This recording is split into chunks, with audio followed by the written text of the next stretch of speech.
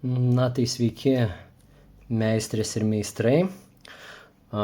Šiandien apžvelgsim Quadron Optima kartridžus ir tikriausiai akylesni meistrės iš karto pastebėjo, kad ant stalo turim 4 kartridžus, nors Quadron Optima galimas 3 variantais. Tai yra Quadron Optima standartiniai, tai yra šie kartridžai, rūžavi kartridžai, naujieji Quadron Optima Gold ir atsinaujinę Quadron Optima Plus kartridžai. O čia yra, ką ir tikriausiai įdomiausia bus palyginti, Quadron Optima Plus senasis kartridžas. Tai galbūt pradėkime nuo standartinių kartridžų. Taip, tuoj pabandysim atsidaryti, kai kuriuos turiu atsidaręs. Šį atsidarysim greitai. Opa. Taip. Tai iš esmės naujienos kažkokios nepasakysiu. Quadron Optima kartridžai yra vieni populiariausių ir ne veltui. Taip pat labai, sakykime, iš šitos Quadron Optima linijos galbūt standartiniai ir yra populiariausi, labiausiai paplitę, juos daugiau perka, ir tikriausiai ne veltui. Tai žiūrim.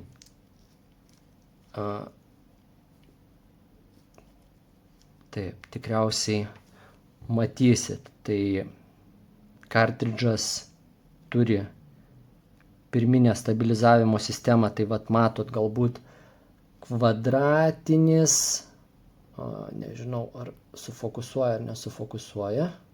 Palaukit, pabandysiu taip. O, gal dabar sufokusuos. Kvadratinis kotelis plasmasinis, į kurį tvirtinasi adata. Ką tai duoda? Šitas kvadratinis kotelis statosi į kvadratinę formą ir tai duoda pirminį stabilizavimą. Toliau antrinis stabilizavimas yra tampri noselė. Nežinau, ar matosi. Tikriausiai teko naudoti, tai patys žinot, noselė yra labai tampri, adata stovi stabiliai, nelaksto kur papuola, taip pat pigmentas krenta gražiai, tai visus šios pliusus tikriausiai žinote. Taip. Aišku, galima būtų šnekėti ir apie daug kitų dalykų, kaip sakykime, adatos metalą, plastiką, iš kurio pagamintas kartridžas, membraną. Tai daug dedamųjų yra, sakykime, kartridžo kokybei, bet galbūt pasiliksim tai kitiem video. Dabar pasilyginkime tik tai šią liniją, kuo jie vienas nuo kito skiriasi. Tai pamatėm, kad standartinis kartridžas turi pirminį, antrinį stabilizavimą, ir jis iš tikrųjų yra tikrai vienas geresnių kartridžų, ką turime rinkoje. Toliau.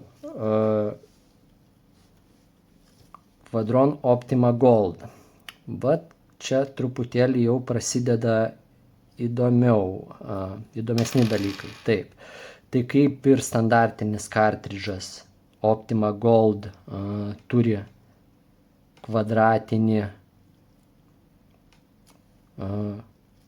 plasmasinį kotelį, į kurį statosi adata. Tas kvadratinis kotelis statosi į kvadratinę formą, pirminis stabilizavimas.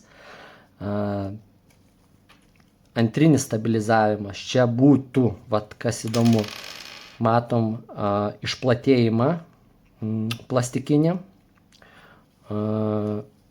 ir jis eina per ar matysit, ar ne, va žiedelis viduryje, taip, žiedelis, į kurį dar papildomai stabilizuoja adatą, tai jau turim 2 etapus ir trečias be abejo noselė.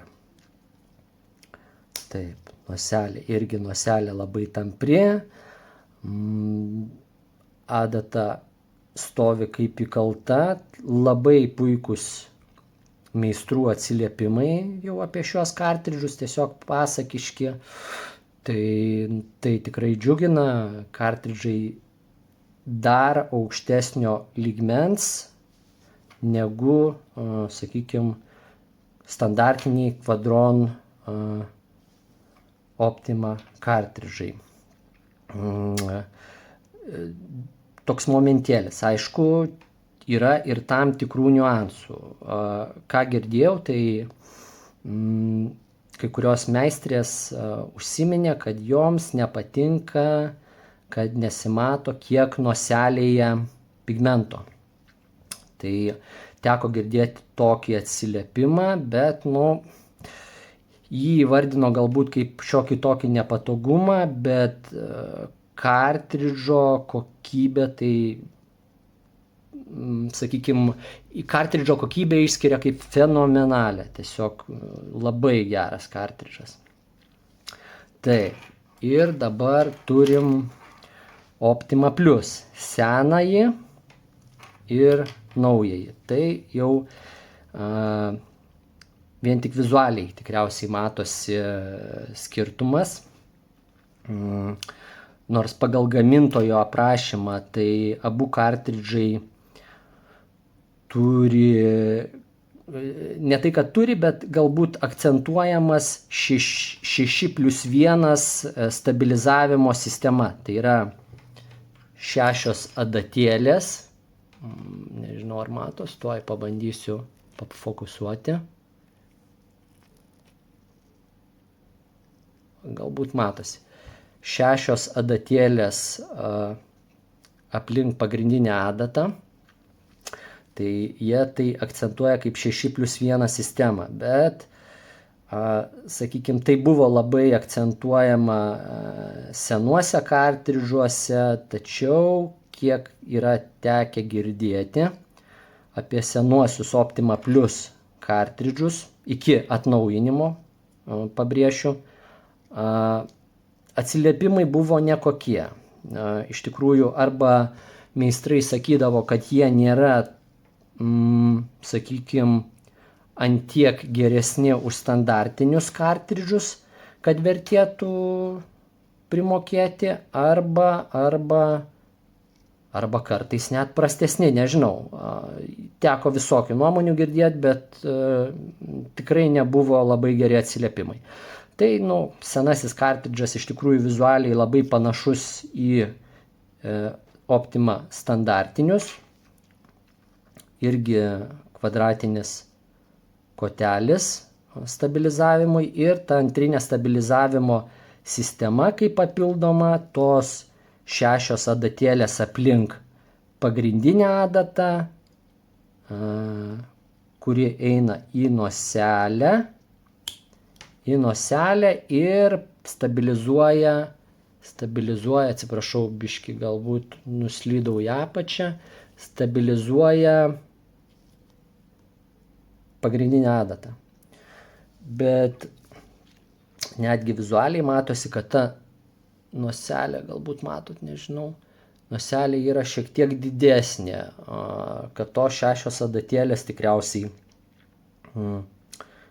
praeitų, sakykime, per tą noselę. Tai, nebuvo labai superiniai atsiliepimai. Dabar ką turim? Turim naują Optima Plus kartridžą. Tai iš tikrųjų tikriausiai jau pastebėjot iš karto, kad jis turi, kaip ir Optima Gold, antrinį stabilizavimą, šitą pastorintą dalį, tai kaip ir standartinis kartridžas ir Gold turi pirminį kvadratinį šitą kotelį stabilizavimą kad nejudėtų, sakykime, nelakstytų adata. Taip, antrinis stabilizavimas, kaip jau sakiau, šitas pastorinimas plasmasinis, kuris eina kaip ir gold į žiedą ir adata stabilizuojama. Ir dar tas, sakykime, trečias etapas, tai to 6 adatėlės, nors nežinau, mano nuomonė, kad galbūt jos jau nebeatlieka tiek darbo, kaip čia įvardinti, tame stabilizavime, bet jos yra paliktos. Tik jos yra daug aukščiau, vat matot, tikriausiai pamatysit, čia standartinis, va, jos ant senojo, ar matot, išlįsdavo, vat net, o ant naujojo jų net neišlenda. Tai, na ir dar, vat tokie mažos detalės, piltuvėlis šiek tiek pasikeitęs, tai, bet čia jau tikriausiai didelių niuansų nesudaro. Va dar viena detalė, kuri iš tikrųjų sudaro tam tikrą niuansą. Noselė ant senojo yra nupjauta skersai, ant naujojo tiesiai nupjauta noselė. Taip. Kaip ir ant Optima Gold. Ir apie kitus kartridžus nekalbėsiu, bet tendenciją pastebiu, kad dabar daugumos kartridžų, kurie yra aukštesnio kokybinio lygmens, noselės būna nupjautos tiesiai, neskersai. Nors čia vėlgi tikriausiai bus įvairių ir nuomonių, ir yra įvairių nuomonių, kad ta nupjauta skersai noseliai atlieka tam tikrą funkciją ir ten meistrai turi visokių technikų ir taip toliau, bet tendencija tokia, vat, kaip mato, tiek ant Optima Gold, tiek ant Optima Plus noselė nupjauta tiesiai. Optima standartinė noselė va dar turi šiokį tokį pjūvį skersai. Tai vat, šiam kartui tiek, jau ir taip nemažai prišnekėta, tai nežinau, kam buvo įdomu, palaikinkit, parašykit klausimą kokį, jeigu kilo klausimas be abejo, tai ir tiek. Jei patiko, bandysim kartoti, apžvelgti kitus aktualius produktus. Iki.